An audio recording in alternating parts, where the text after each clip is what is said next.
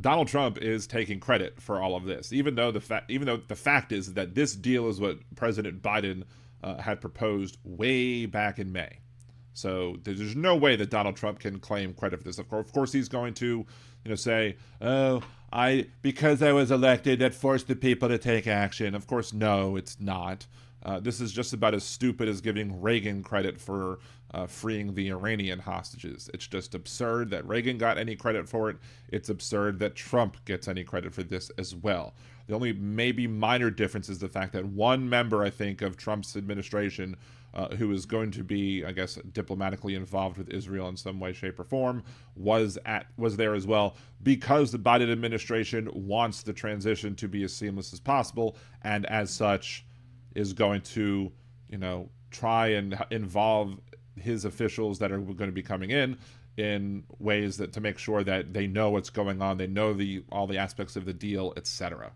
But that doesn't mean that Trump was involved in the negotiation. It doesn't mean that Trump has anything to do with the fact that this actually is, going to be a thing.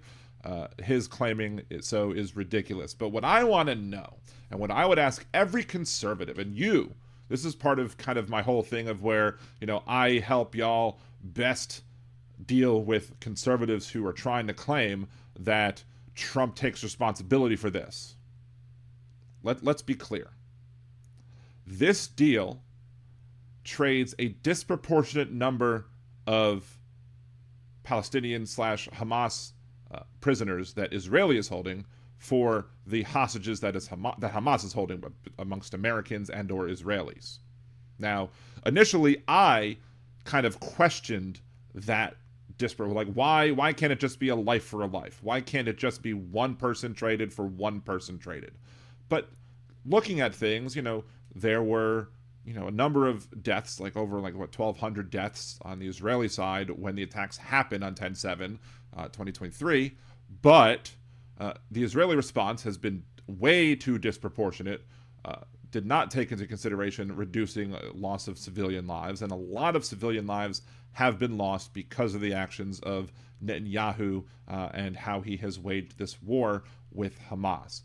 So because that's the case, I can kind of agree with the idea that if we've lost, or if Israel has caused a loss of life that was far greater than the loss of life caused by Hamas, then maybe it's reasonable for Israel to return a disproportionate number of folks that they have imprisoned as compared to the ones that are being returned by Hamas to Israel and to America. That being said, is Donald Trump really going to take credit for all of this?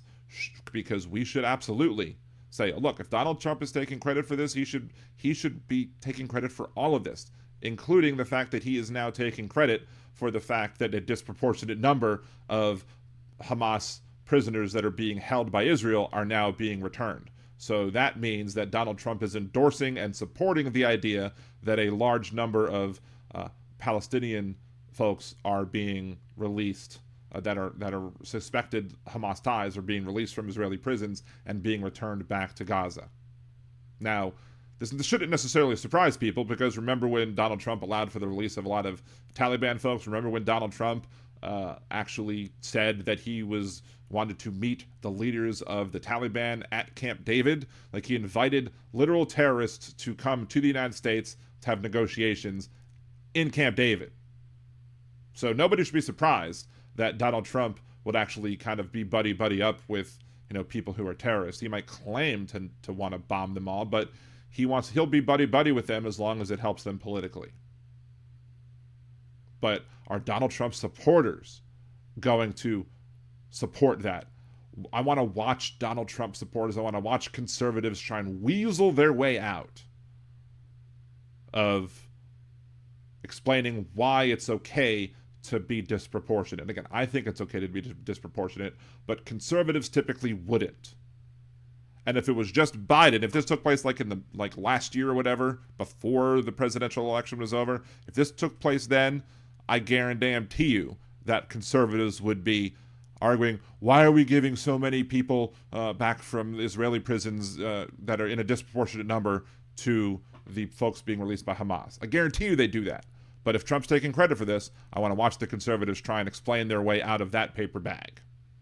because a conservative could not even argue, especially a MAGA conservative, would not be able to argue their way out of any paper bag, let alone that one. So what do you think? Do you think conservatives will be able to make that argument? Do you think they'll be able to cogently, coherently make the argument as to why it's okay that Donald Trump is taking credit for this, and as such, he's then taking credit for the disproportionate number of Hamas prisoners being released by Israel? Let me know in the comments down below. Remember to like the video, share it, subscribe to the channel, and of course, have a good day.